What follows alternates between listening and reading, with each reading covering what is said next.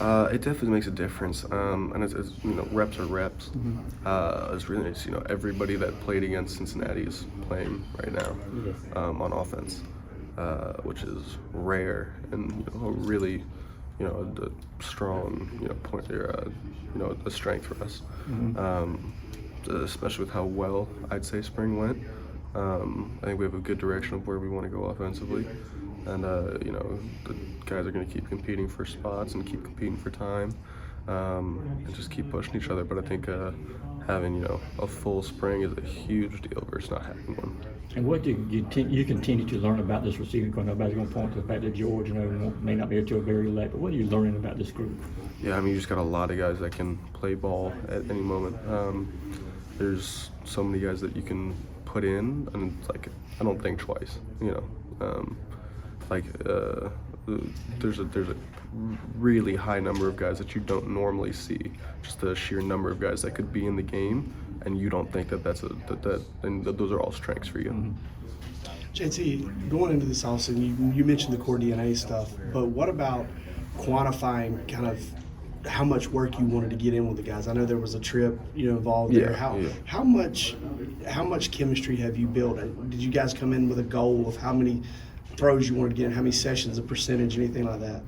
We have a schedule, but I don't think it's possible to quantify the amount of reps that is needed to there's no like set point where it's like, all right, we're good now.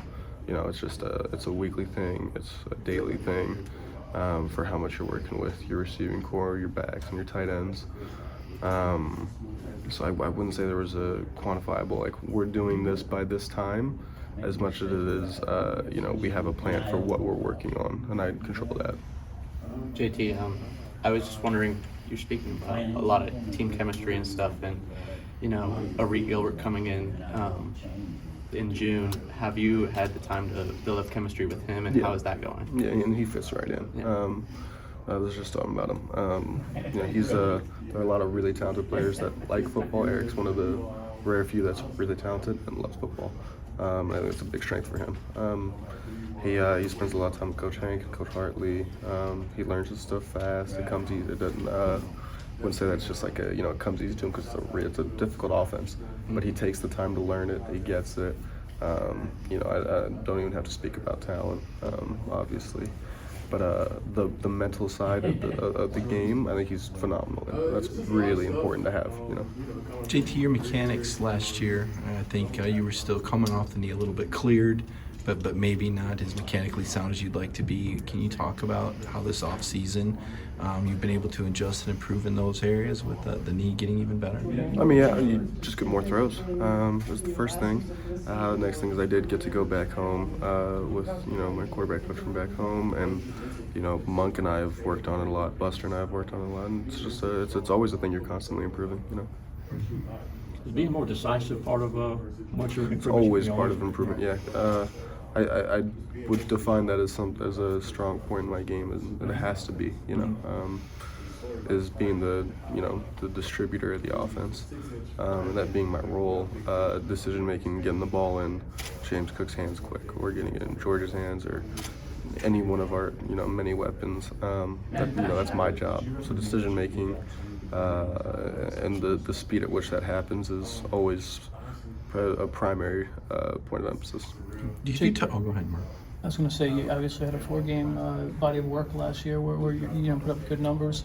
Now with a full season ahead with this Georgia program and starting off with a Clemson team that obviously is one of the best in the nation, how much do you have to prove about your own game to do it for the long haul with this team? I mean, I guess you could say you always have something to prove, but like that has not crossed my mind personally.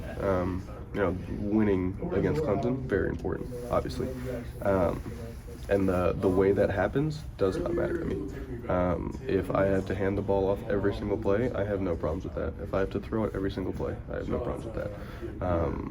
So I wouldn't say there's something where I have to go out and drop 20 dimes. That's whatever we decide is the best way to win is how I'm going to approach that. Kirby's talked about your leadership in the quarterback room. Can you talk a little bit about your philosophy of working with the other quarterbacks in the standard? We're setting the standard. Yeah, I mean, honestly, I'm very lucky to have the quarterback room that we do. And I've said it a lot of times about me, Stetson, and Carson, because we're the ones that have been here. And I'll touch on that briefly. It's just, whoever was in when Stetson was in, Carson and I were always on the sideline, 30 yards ahead of the play, and we watch the defense, and we, as soon as Stetson finished the drive, we come off, and we all talk about every single play. So as soon as I came in, Stetson, Carson, same thing for me. In practice, it's the exact same thing. Everyone's always there and helping each other. You have, in those two that have been here, you have real team players, which is super valuable and super important. It's tough to play quarterback, and there's a lot that goes into it mentally. Having other quarterbacks that see the game well and understand it and are team oriented is a huge benefit, and something that I think is a huge deal. And in terms of Brock's learning it, and he's starting to do the same thing. He's a very team first guy too. Everyone likes Brock. And even beyond the scholarship guys in the quarterback room, you just have a good group. It makes it easy to be a leader of the quarterback group. You just have a bunch of really good guys that all want to see a team win. One thing I want to reflect on last year, quarterbacks always talk about being leaders and doing the right things when you're off the field. Obviously, you'd never really been in the situation exactly like you were last year. Going through that, when you reflect back on it, how valuable do you think that was? And do you think that's a part of your leadership role now, that you were able to play that role last season in a support position? Play the roles as what I was talking about was how Stetson, with how all of us are. Right. No, I was reflecting on last year when you weren't playing. Yeah. Having to play that team role on the sideline. How valuable was that for you to be able to show you could do that to your teammates? I don't think that goes heavily noticed when anybody does it. That's kind of it's not that it doesn't go noticed, it's that the D-line does the same thing, and the linebackers do the same thing, and the receivers do the same thing. Everyone does the same thing. When you play on a team where really everybody, I couldn't think of someone that isn't, is locked in, engaged, knows their job, and was willing to help the guys up there, competing against for playing time. It's just what you do. If you want to win a lot of games, that's what you do. If you want to, achieve what we want to achieve, that's what you do. GT, have you thrown the ball around much with Arik Gilbert? And, Yeah. What is he going to bring to this team, you think? I was just talking about, he's obviously a great talent. Most impressive thing for him with me is how much he loves football, and how much time he puts into it, and it is impressive. I talk about there are a lot of guys with great talent that like football. He's a guy with great talent that loves football. And it's awesome to see. He's with Coach Hank and Coach Hartley all the time. He takes the time to learn the signals. He picks it up really well. He's a guy that's going to push everybody around him.